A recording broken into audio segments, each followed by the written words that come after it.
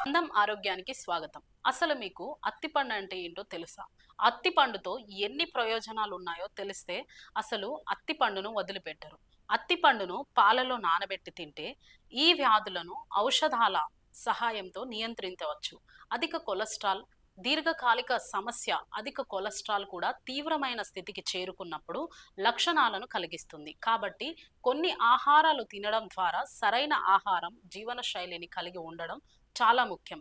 రక్తనాళాలలో నిలువ కాకుండా మలంతో శరీరాన్ని వదిలేస్తుంది.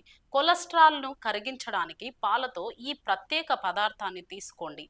అధిక కొలెస్ట్రాల్ ఉన్నవారు పూర్తి కొవ్వు పాలను తాగకూడదు. అంటే తక్కువ కొవ్వు పాలు టోన్డ్ మిల్క్ అధిక కొలెస్ట్రాల్లో నియంత్రించడంలో సహాయపడుతుంది. మలంలో కొలెస్ట్రాల్ను విసర్జిస్తుంది. ఎండిన అత్తి పండ్లలో నీటిలో కరిగే ఫైబర్ ఉంటుంది. ఇది పాలలో ఉడకబెట్టినప్పుడు అత్తి పండ్లను పాలను